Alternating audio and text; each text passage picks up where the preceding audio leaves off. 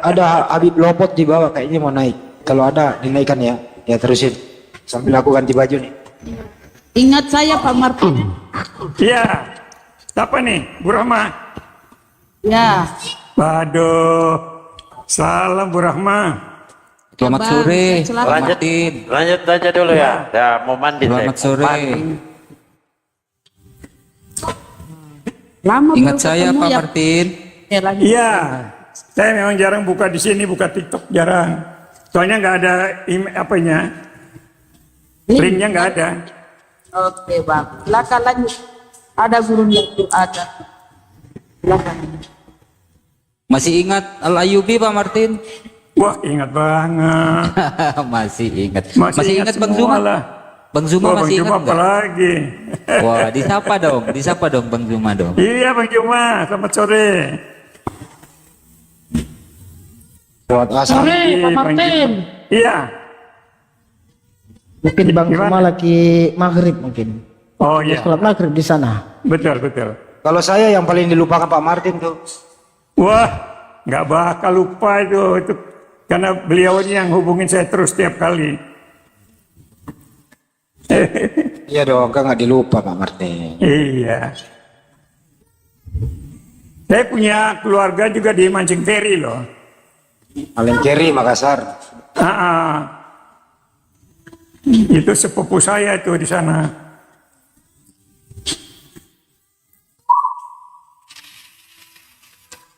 Ngobrol dulu, aku lagi sambil mau berangkat mau ketemu Ustaz Wafi saya ini.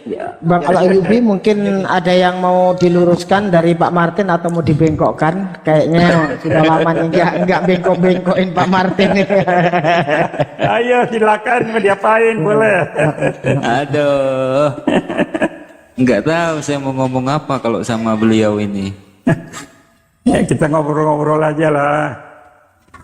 Ada opung lama ini. Begini ya, kalau Ya, orang ya. baik itu sulit untuk diskakmat mau diapain gitu loh. Gak bisa kita Bang, Pak Martin. Bukan, kita ini kan saling melengkapi, saling membuka wawasan aja kan. Bukan kalah menang loh. Kita sebagai satu bangsa ya, itu di dalam perbedaan itu hal yang memang perlu dipelihara gitu loh. Karena semua itu bagus. Ya memang kita kan selalu begini Pak Martin, sepakat Ya. untuk tidak sepakat. Iya, Sepakat untuk berbeda, tetapi dalam kerangka berbangsa dan bernegara, kita sama-sama anak bangsa, kita pun harus selalu memberikan edukasi kepada adik-adik kita, saudara-saudara betul. kita, kan itu. Iya. Saya kira nih dialog-dialog ini bagus kok, karena ini memang sudah menarik perhatian semua orang ya. Sehingga kita harus meluruskan bagaimana sebaiknya hubungan yang terjalin ini supaya walaupun berbeda tapi bisa saling menerima dengan baik. Saya kira itu yang paling penting tuh di sana tujuannya. Yang Bang Al-Ayubi ini gini Pak Martin, Iya. menurut Pak Martin lurus, dibengkokkan oleh Bang Al-Ayubi menurut Pak Martin nih. Sama Bang Al-Ayubi ini dibawa lagi, menurut Pak Martin dibengkokkan sama Bang Al-Ayubi. Menurut Bang Al-Ayubi Pak Martin bengkok diluruskan. Nah seperti itu. Itulah yang dibilang saling melengkapi. Begini nih, begitu. yang tidak bisa saya lupakan dengan Pak Martin ini dulu di grup WA tuh begini. Saya pernah ngomong begini. Iya. Yohanes 1 ayat 1, pada mulanya adalah firman. Firman itu bersama-sama dengan Allah dan firman itu adalah Allah. Yohanes 1:14, firman itu sudah menjadi manusia. Kalau firman itu adalah Allah dan kalau firman itu sudah menjadi manusia, kenapa Yesus masih menerima firman lagi? Sebagaimana yang tertulis di Yohanes pasal 17 nomor yang ke-8 gitu kan. Iya. Itu saya masih ingat tuh yang saya tanyakan kepada Pak Martin tuh. Iya. Kenapa firman masih menerima firman? Jadi begini, kan firman itu telah menjadi manusia tadi ayat 14 itu kan.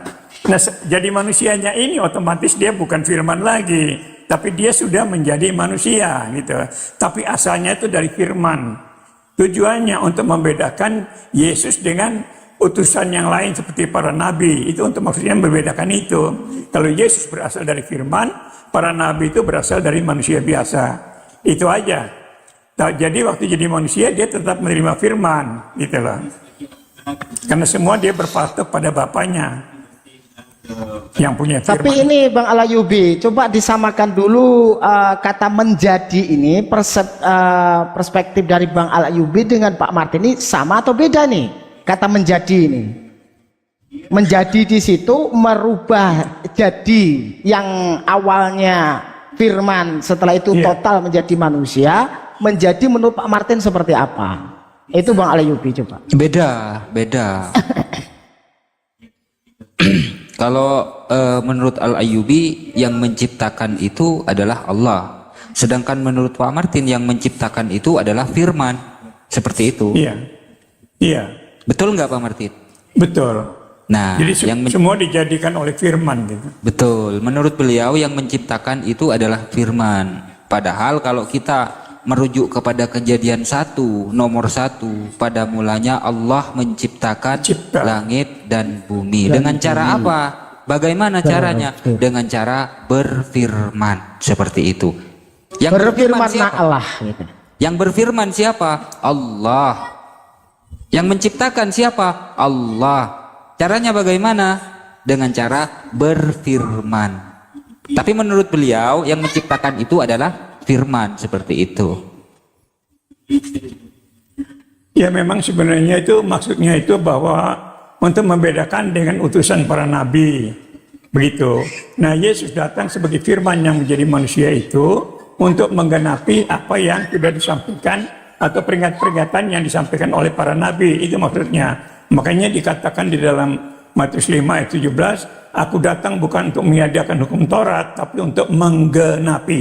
Itu menggenapi, itu tujuan intinya tuh di sana sebenarnya. Tujuan inti firman menjadi manusia itu supaya menggenapi apa yang sudah disampaikan sebelumnya kepada para nabi, yaitu orang-orang Israel itu menggenapi, itu intinya itu di situ.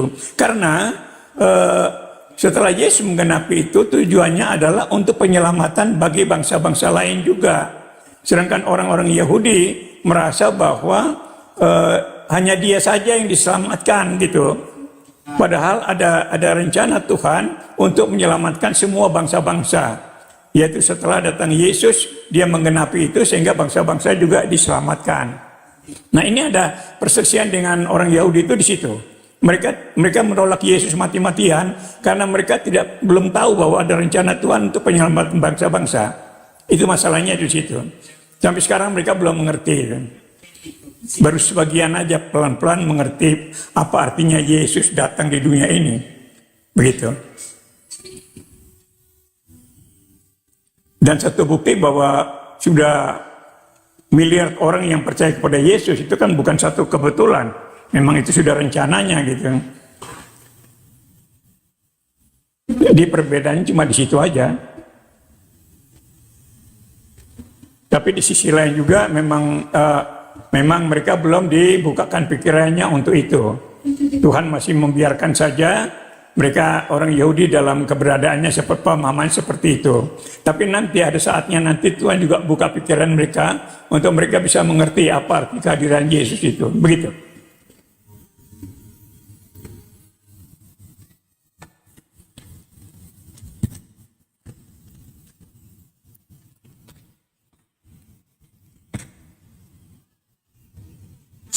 Jadi menurut Pak Martin itu menggenapi ya? Iya. Menggenapi. Lah terus kalau dikatakan menggenapi, apakah perjanjian baru itu ada kemiripan dengan perjanjian lama? Padahal kalau dalam perspektif menggenapi itu kan menambahkan yang kurang. Tapi kalau kita lihat dengan perjanjian baru itu kan banyak perubahan-perubahan yang ada di dalam perjanjian baru dengan dari perjanjian lama, Pak. Apakah itu yang bisa dikatakan menggenapi, Pak Martin? Menggenapi itu artinya memenuhi apa yang menjadi tujuan utamanya. Itu artinya menggenapi itu. Menggenapi artinya memenuhi apa yang menjadi tujuan utama. Sedangkan kehidupan bangsa Israel pada waktu itu baru berupa gambaran-gambaran saja. Misalnya bahwa mereka kalau ada dosa mereka sembelih binatang gitu loh. Lalu datang penggenapan, Yesus sendiri datang dalam mengorbankan dirinya untuk pengampunan dosa. Itu salah satunya seperti itu, menggenapi itu.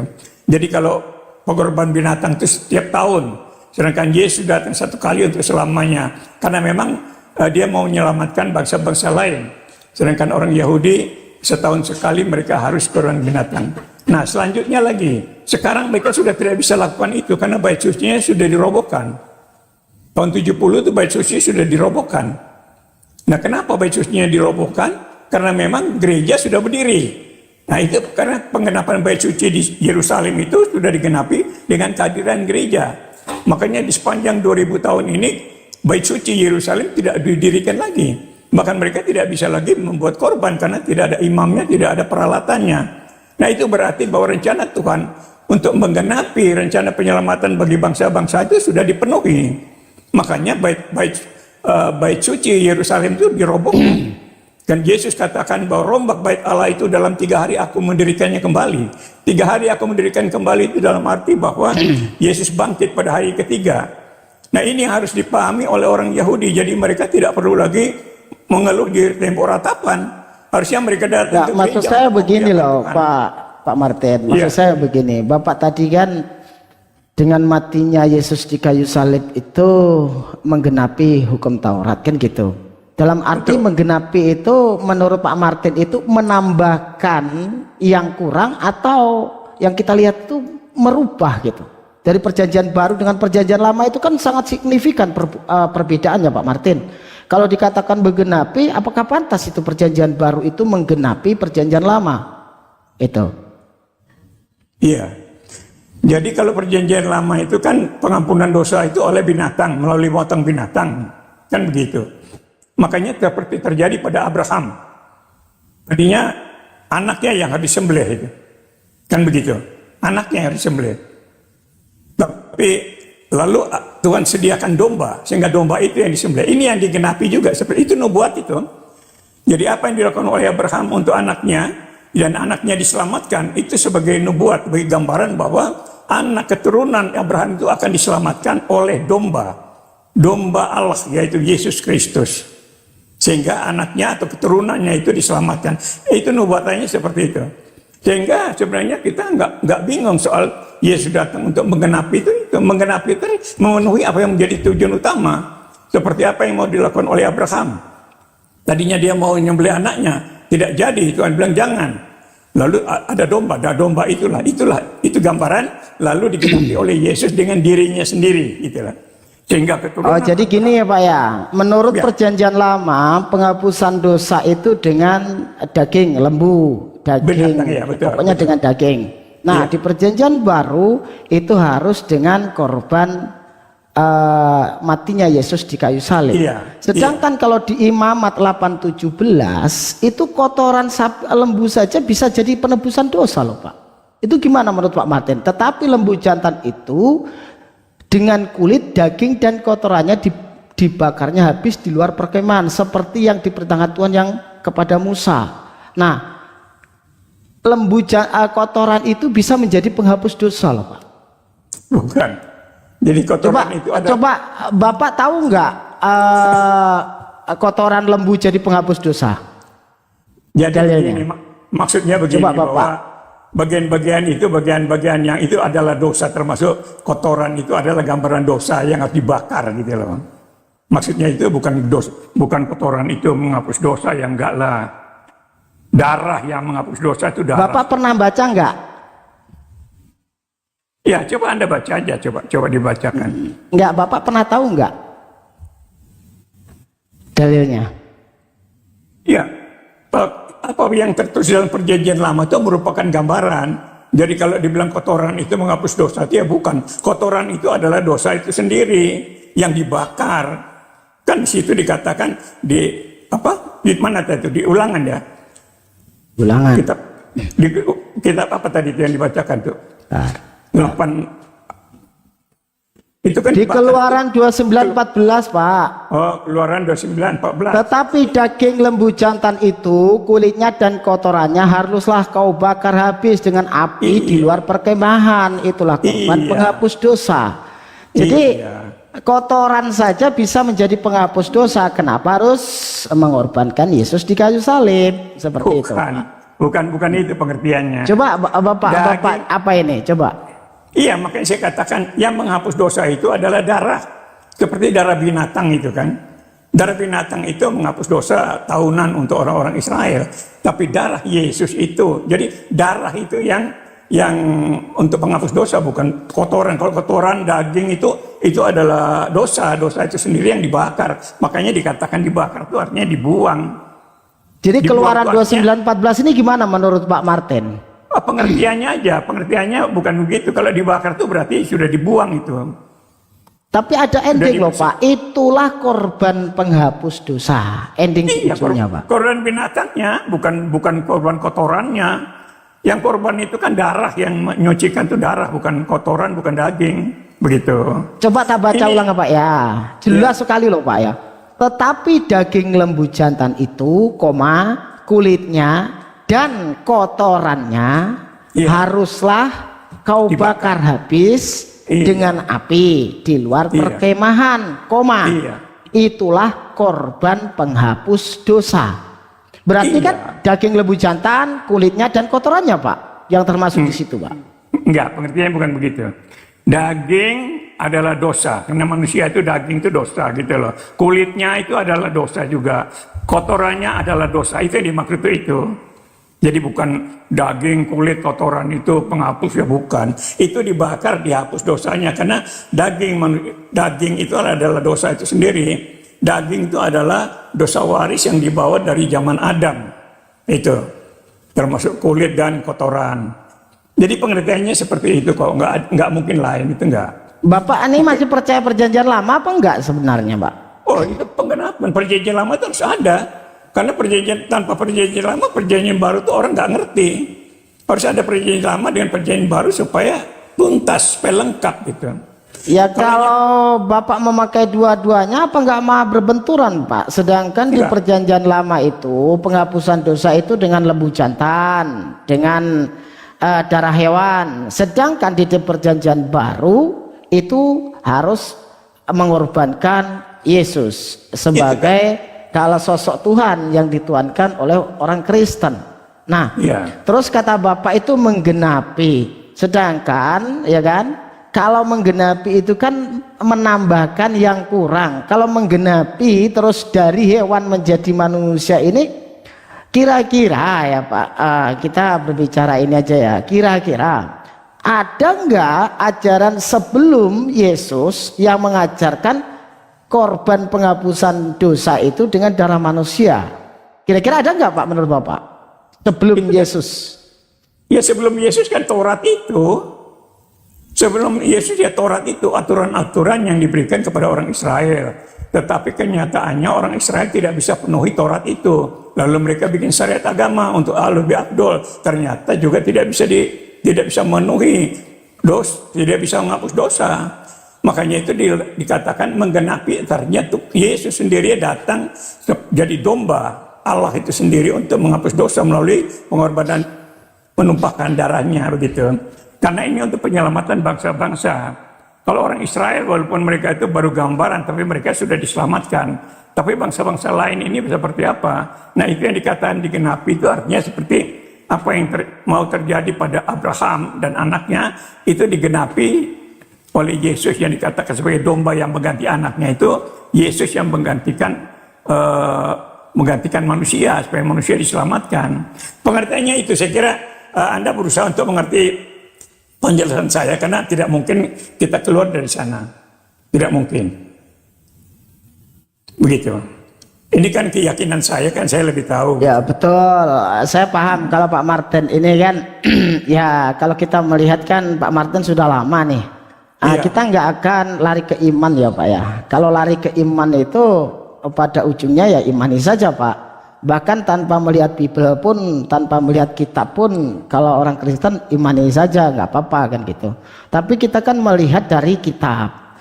Nah dari dua keimanan ini pasti melihatnya dari kitab. Mana yang lebih logis, yang masuk akal dan bisa diterima oleh akal kita. Di mana pengampunan dosa kalau di dalam Islam, kalau dalam Kristen itu penghapusan penebusan dosa ya. Nah, yang kalau kita lihat Kristen itu kan memegang dua kitab nih, Perjanjian Lama dan Perjanjian Baru. Perjanjian Lama itu dari Bani Israel ya kan, dari Yahudi. Perjanjian Baru muncul setelah di Romawi ya, di Roma.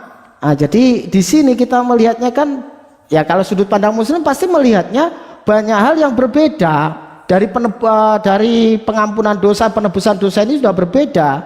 Satu hal, pengampunan dosa itu harus pakai darah dan lembu jantan, hewan, darah hewan seperti itu.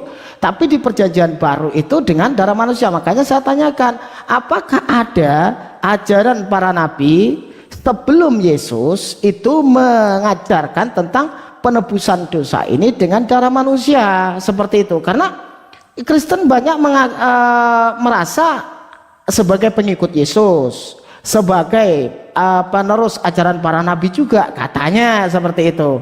Tapi kalau kita lihat seperti ini kan berbeda, Pak. Musa mengajarkan apa, Nabi Ibrahim mengajarkan apa. Nah, sedangkan dalam Kristen mengajarkan sangat berbeda sekali gitu, Pak. Iya. Nah, apakah kita nggak melihat ada benang merahnya nggak? Nah, sekiranya Kristen ini dengan Bani Israel gitu, Pak. Tadi sudah saya katakan bahwa Israel itu bergambaran ya, seperti korban binatang untuk penghapus dosa untuk orang Israel tiap tahun. Tapi Yesus datang untuk selamanya bagi bangsa-bangsa lain. Lalu yang keduanya, misalnya begini, korban binatang itu harus yang tidak bercacat. Ya, saya kira istilah ini juga cukup dikenal oleh orang Islam. Bahwa binatang yang mau dikorbankan itu tidak bercacat, itu kan? Ada kata-kata itu kan? Ya. Iya nggak ada ya? Nah, Normal, sehat, berumur seperti itu. iya, artinya apa? Yang tidak bercacat itu artinya orang yang tidak berdosa. Makanya tadi saya katakan bahwa Yesus datang itu tidak seperti para nabi yang berasal dari manusia berdosa, tapi dia adalah dari firman itu. Dia adalah dari firman. Suaranya kecil, Bunda Rama.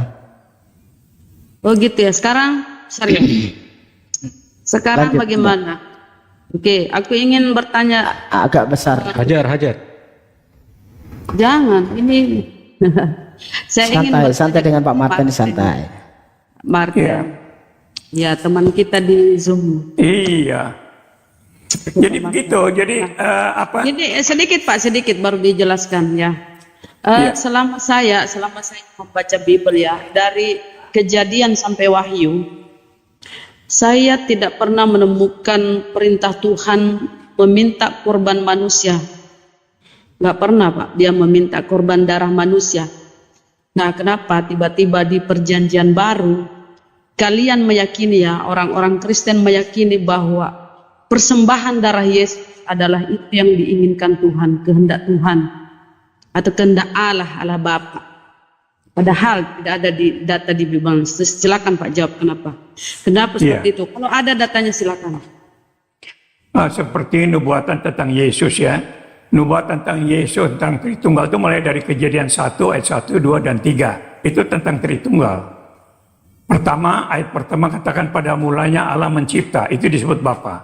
Ayat kedua Roh Allah, ada sebutan Roh Allah, itu adalah Roh Kudus.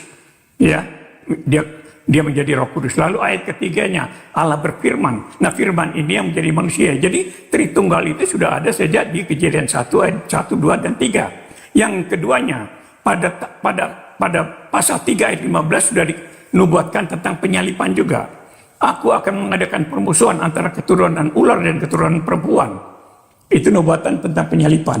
Lalu di dalam Yesaya 53 di situ menjelaskan tentang apa? Yesus yang menjadi korban, orang yang tidak berdosa menjadi korban. Itu nubuatannya banyak itu. Begitu loh. Di dalam Yesaya 9 ayat 5 telah lahir bagi kita seorang putra. Telah dihadirkan untuk kita seorang putra. Disebut orang namanya penasihat ajaib, Allah yang perkasa, Bapa kekal, Raja damai. Itu. Lalu pasal 63 ayat 9. Bukan seorang duta atau utusan, tetapi ia sendiri, Tuhan itu sendiri. Gitu. Itu ayatnya lengkap.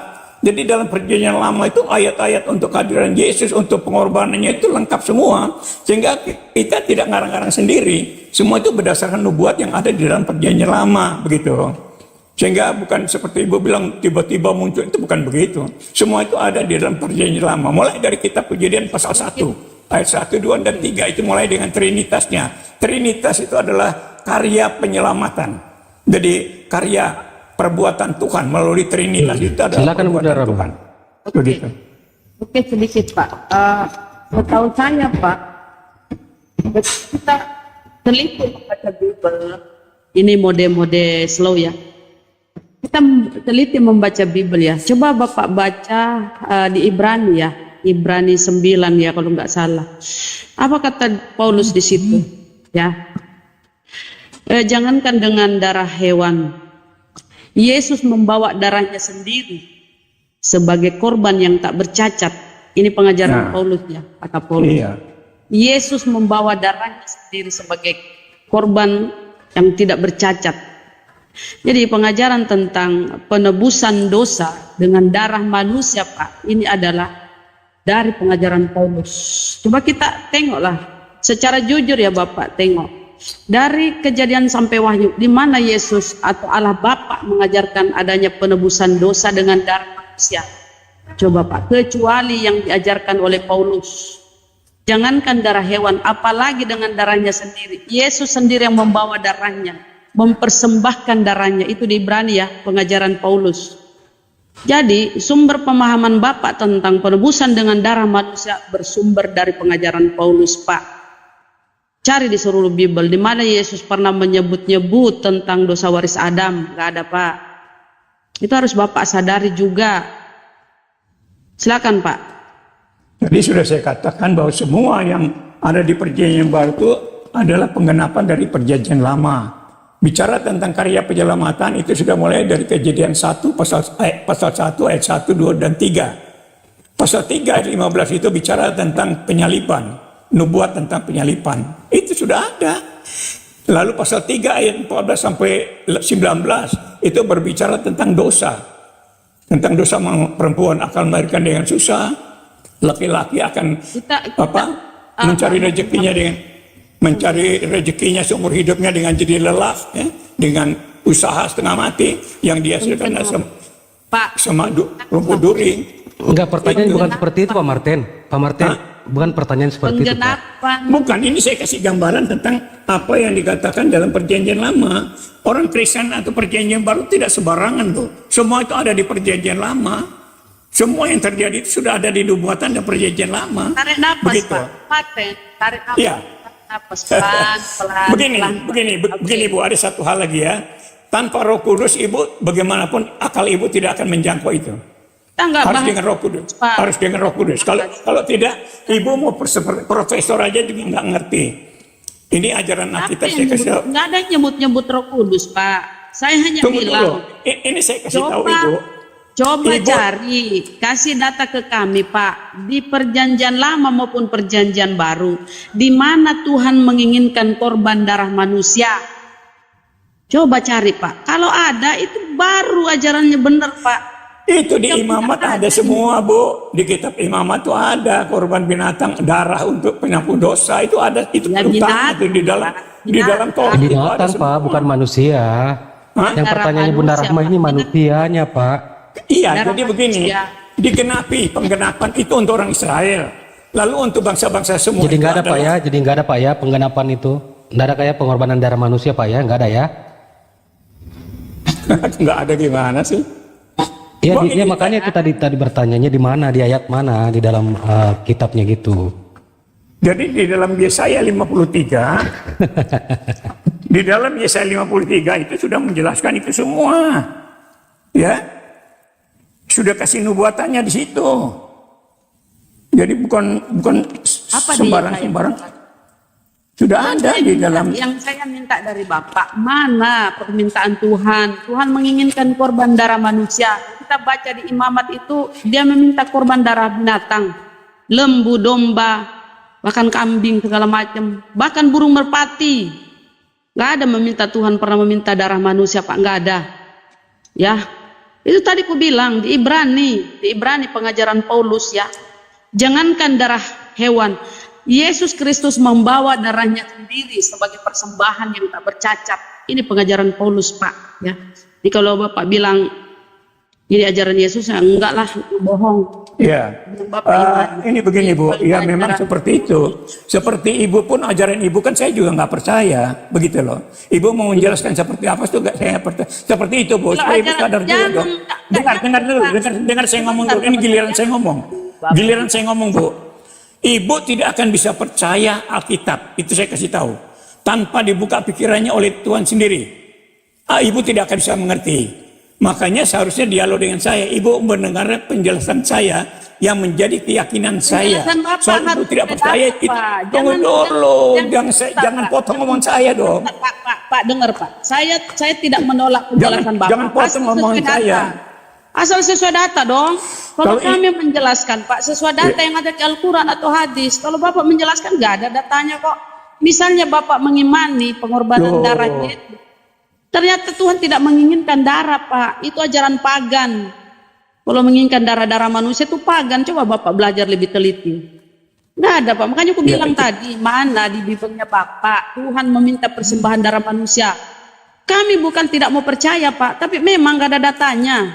Yang Bapak imani nggak ada datanya. Yang tertulis Bapak tidak imani. Misalnya ya, pengorbanan Yesus dengan darahnya sendiri. Yesus tidak pernah menyatakan atau Tuhan tidak pernah meminta pengorbanan darah manusia. Kemudian ajaran Trinitas nyata tidak ada di Bibelmu Pak. Itu hasil konsili-konsili. Yesus 100% manusia, 100% Tuhan, itu hasil konsili. Itu yang Bapak imani. Yang tidak ada data di Bibelnya.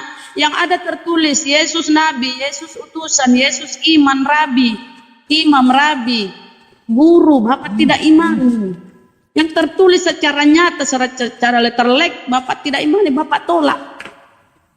Bapak malah lari kepada pengajaran Paulus. Surah-surah Paulus yang 14 itu 200 lembar Pak di Bibelmu itu surah-surah Paulus itu yang Bapak imani. Inilah yang menjadi kesesatan di kalian. Mohon maaf ya. Ya, Kalau kami minta data kan tidak ada kan? Oke, sekarang begini. Data. Sekarang dengar ya. Dengar saya jelaskan tentang Paulus. Ibu kan selalu nyecer Paulus ya. Paulus itu manusia luar biasa Bu. Dia seorang Farisi yang taat menjalankan syariat agama. Ibu kalah dengan Biasa dia. bohongnya Pak. Dengar dulu. Tahu lah. Semua bohong Bu. Saya juga nggak percaya pada Ibu kok. Kita ini masing-masing dengan keyakinan kita masing-masing. Tidak mungkin saya bisa percaya orang Islam juga pasti enggak lah. Anda juga tidak akan percaya pada ajaran Kristen. Tapi sekarang saya mau beri pertanggungjawaban. Kalau Anda bilang Paulus, Ayo kita buktikan Pak. Ayo kita buktikan. Bagaimana kata-kata Paulus di surat-suratnya. Saya buktikan kata-kata Paulus Pak. Mau dengar? Jangan terlalu membela Paulus Pak. Kita buktikan ya kata-kata Paulus apa. Mohon maaf ya Pak ya. Kata Paulus, aku berkata bukan menurut firman Tuhan, melainkan seorang bodoh yang berkeyakinan. Itu yang Bapak imani. Atau kata Paulus, kalau dengan dustaku kemuliaan Tuhan makin melimpah, mengapa engkau masih menghakimiku? Itu kata Paulus. Jadi ajarannya itu Pak dengan dusta-dusta. Ini yang Bapak imani. Yang dia katakan bukan berdasarkan firman Tuhan Pak. Itu yang Bapak imani. Ya. Pak, dia membunuh ya, pembunuh para pengikut Yesus, itu yang Bapak imani. Tiba-tiba dia bertobat. Kaukah itu Tuhan? Dia mengaku melihat Tuhan di depan Raja Agripa ketika dia disidang. Apa katanya? Itu penglihatan. Loh kok Bapak mengimani penglihatan? Sementara kata-kata Yesus, Yesus berkata bahwa apa yang dikatakan bukan keinginannya sendiri, ya, memang dia mendapat wahyu. Coba kita baca di Wahyu 1 nomor 1. Inilah wahyu Yesus Kristus yang dikaruniakan Allah kepadanya. Mana Paulus pernah berkata bahwa dia menerima wahyu dari Tuhannya atau Allah Bapa atau siapakah? Nggak pernah Pak. kalau bicara wahyu, Ibu sendiri akan repot kalau saya tanya dengar dulu. Kalau Anda bicara tentang wahyu, Anda akan repot dengan Jibril. Anda akan repot itu nanti. Paulus, ini kita Pak. baru bicara tentang Kristenan. Tunggu dulu. Makanya ibu menghakimi orang Kristen, tapi ibu sendiri nggak ngerti tapi sok tahu. Sekarang saya mau menjelaskan. Kalau saya sok tahu, kalau saya mau menjelaskan datanya, mana datanya? Udahlah. Dengarkan dulu, kita dengarkan dulu Pak Martin, nanti disanggah. Ya, Bunda Rahma, dengarkan dulu penyampaiannya dia. Satu aja, karena Pak Martin banyak ngeles. Satu aja data Pak, saya minta. Mana data di Bibelmu bahwa Tuhan menginginkan korban darah manusia Pak? Silakan. Kalau nggak ada berarti Anda itu iman buta Pak. Nggak ada pemahaman seperti itu. Biarkan dia paparkan. ada data tidak ada data nanti kita sanggah gitu. Lanjut Pak Martin. Silakan Iya. kalau ada gurunda Jadi mau kalau apa mau bicara tentang apa nih? Kalau soal penebusan dosa, Ibu Rahmat pasti nggak percaya lah. Tapi kan Data, itu sudah Pak, keyakinan data. orang Kristen. data yang Bapak Iya, imani. sudah lah. Betul. Ada ditanya, Ibu sendiri Pak. tidak bisa buktikan Allah Ibu.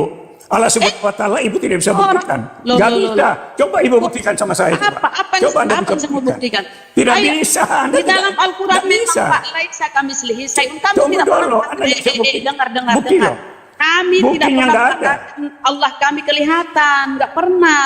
Kalau di makanya Bible karena itu. dengar dulu Pak. Kalau Justru di itu Bible makanya tidak bicara dengan Coba manusia bagaimana tunjukkan. orang bisa percaya. Coba Kalau Ibu tunjukkan mau data. bicara begini saya bisa kembalikan ke Ibu Nah, repot itu. saya hanya minta tunjukkan data di mana di Biblemu Tuhan menginginkan korban darah manusia. Kalau masalah Tuhan terlihat dengan tidak terlihat itu di Biblemu sangat terang benderang bahwa Tuhan tidak bisa dilihat. Hanya kau sendiri mengatakan Tuhan bisa dilihat. Di Biblemu Tuhan tidak terhampiri, tidak bisa dilihat. Siapa yang melihat Tuhan akan binasa. Tapi kamu kebalikannya, siapa yang melihat Tuhan yang binasa. Di mana itu? Di Bible Jadi kalau tidak ada yang bisa melihat Tuhan, Pak.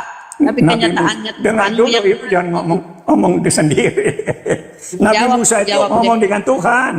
Nabi Musa Jawab, itu ngomong dengan Pak. Tuhan. Allah Subhanahu wa taala sama sekali tidak bisa ngomong dengan manusia. yang memang nggak bisa dilihat. Oh, makanya kenapa Yahweh bisa bicara dengan Musa? Kenapa Yahweh bisa dengan Musa? Bahkan dia membuat itu. Tapi nggak terlihat orangnya, nggak terlihat Allahnya. Bukan Pak. soal nggak Nggak terlihat, terlihat. tapi bisa bicara. Oh, Memang jadi dia kamu tidak pikir- bisa karena dia jadi roh, tapi kamu dia bisa bicara. pikir, Pak. Jadi kamu pikir itu yang nampak di Musa itu Yesus gitu, Itu ada firmannya, Yesus itu firmannya. firmannya. Kalau saya mau masuk, tunjukkan Ibu di akan mana repot. data di Biblemu Tuhan menginginkan korban darah manusia Yesus. Silakan. Padahal di dari- Biblemu ingat Tuhan tidak menginginkan pembunuhan orang-orang tidak bersalah. Dia tidak menginginkan pembunuhan orang tidak. Jangan membunuh orang tidak bersalah. Terus kenapa kau mengimani pembunuhan Yesus sebagai korban pengorbanan untuk keselamatan? Silakan. Mana data di Biblemu itu? Yang kau imani, Pak. Jangan iman buta. Kau tersesat itu. Ibu itu sendiri tersesat, Ibu sendiri kan tidak diselamatkan. Saya minta data. Ibu Pak. tidak diselamatkan. Saya minta sudah diselamatkan. data. Ibu tidak diselamatkan. Jadi yang Mana tersesat data? Mana jaminannya? Mana jaminannya? Mana jaminan Yesus bahwa kau akan selamat, Pak? Bahkan Ibu Tuhan tidak bisa Yesus menjelaskan saya tentang Allah Matius. Subhanahu wa taala. Pak, dengar. Allah Subhanahu wa taala aja nggak bisa Pak. jelaskan. Pak, Coba. Pak, Ayo. Pak, dengar Pak. Matius Dengar, 7, Anda Pak. tidak bisa Matius buktikan 7. Allah Subhanahu wa taala 22. tidak bisa. Matius 7. Itu. Allah Matius Subhanahu wa 7, taala 22, aja Pak. Anda bisa jelaskan mau ngomong yang lain bagaimana kalau Allah Matius- sendiri tidak bisa dijelaskan. Matius, Pak. Matius 21. Matius 7, 21 sampai 23, Pak. Kalian akan diusir. Kata Yesus, "Enyahlah kau Martin. Enyahlah kau Martin. Engkau Itu sekalian perbuat penafsiran yang kejahatan." keliru. Itu penafsiran yang Anda keliru. kesalahan, Pak. Anda akan diusir oleh Yesus. Anda tidak diselamatkan Ada, kan? Ya? Dengar Ada, Bu. dalam ada. Bible itu Pak.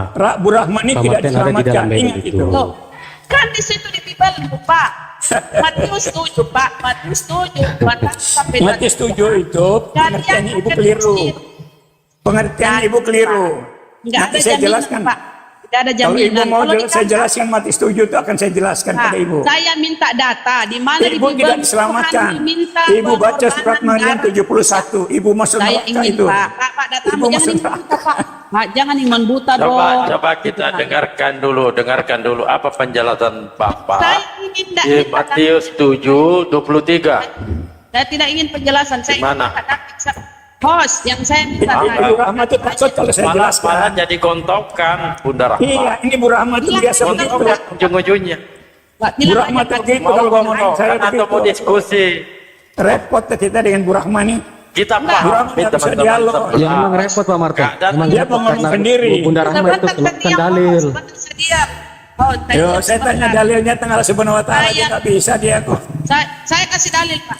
Saya minta data di mana di Biblemu Tuhan meminta pengorbanan darah manusia. Silakan, itu datang, nggak usah kau macam-macam. Itu saja jawab, Pak. Silakan kau bertanya sebentar. Tapi jawab dulu di mana di Biblemu Tuhan meminta korban darah manusia. Tunjukkan, Pak. Kan darah binatang dulu di dalam perjanjian lama. Lalu untuk bangsa-bangsa lain darah Yesus. Kan itu sudah ada seperti ini buatan Ya, Abraham. mana, Pak, datanya Tuhan minta darah manusia, Pak, tunjukkanlah. Kalau nggak ada Ada, bilang Pak, nggak ada, terus terang Pak. Ada Pak, pasti ada. Pasti ada. Kalau ada. Gimana lah Pak? Oh ya, saya Pak. Silakan yang Alkitab. lain. Alkitab ini kan bukan 1-2 ayat, Bu. Ya silakan Pak datanya. Ya. Karena itu yang Anda imani sebagai korban penyelamatan kalian. Tunjukkan datanya sebagai bukti. Itu inti ajaran Yesus ya. Ya makanya Itu inti tunjukkan. ajaran. Jadi Ajaran Paulus Pak. Bapak ini kok Yesus. Paulus itu yang mengatakan Yesus membawa darahnya Pak. Paulus. Jangankan Nah, itu kan- darah domba binatang. Yesus sendiri yang membawa darahnya sebagai korban yang tidak bercacat. Itu di Ibrani. Itu kata Paulus. Tapi saya minta mana Pak datanya kalau ada. Lebih baik Bapak terus terang mengakui tidak ada datanya Bu Rahma. Nggak ada. Kami hanya imani. Ya udah Pak, terserah itu imanmu. enggak lah, kan sudah nubuatnya banyak. Orang Kristen 3 miliar lebih loh, Bu, yang percaya. Kalau ibu tidak ada 3 keselamatan. miliar lebih berbeda-beda Iya. Pak. Protestan bukan Katolik, Advent, Mormon, banyak-banyak Pak. Yesus only. Iya, banyak. Itu Ayat percaya kalian Yesus. beda-beda. Itu percaya Ada yang Yesus. ateis, gereja di Eropa kosong. Jangan ke situ Pak, kita bahas. Aku minta data di mana di Bibelmu itu Tuhan meminta korban darah manusia. Silakan Pak. Coba Matius 7:25 ya. Silakan Pak. Aduh lanjut yang lain dah di sini maghrib, azan maghrib. Lanjut. Maghrib, azan maghrib. Pak Martin yang lain ya lanjut. Minta datanya sama Pak Martin, mudah-mudahan dia dapat. Ayo Bunda Rama, ambil air wudhu dulu Bu. Ya ibu sholat aja dulu dah. Karena Ibu Rahma ini nggak bisa kasih kesempatan orang bicara. Dia berbicara sendiri. Enggak, Bunda Rama tadi cuma minta datanya saja Pak, di mana di dalam kitabnya. Kalau persembahan darah manusia itu ada di kitabnya mana? Dalilnya Ya, di mana? seperti di dalam Matius 27 ayat 25. Oke, coba dibacakan Pak. Seluruh rakyat itu menjawab, biarlah darahnya ini darah Yesus ya, darahnya Ur besar ini. Biarlah darahnya ditanggungkan atas kami dan atas anak-anak kami. Gitu. Darahnya itu Ur besar. Ya. Ngerti nggak?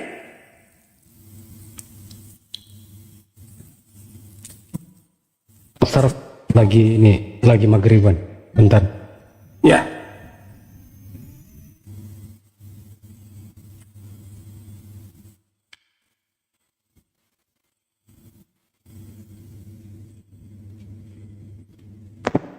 Ya cakap. Ayo Pak, tampilkan datanya. Kalau saya itu simpel sih. Saya ikuti kemauan saudara yang terkasih.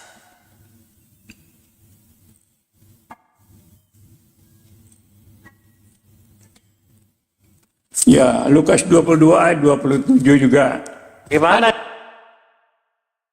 Dengarkan. Jangan berarti tunggu dulu Pak Sidi, berarti orang yang tidak terginai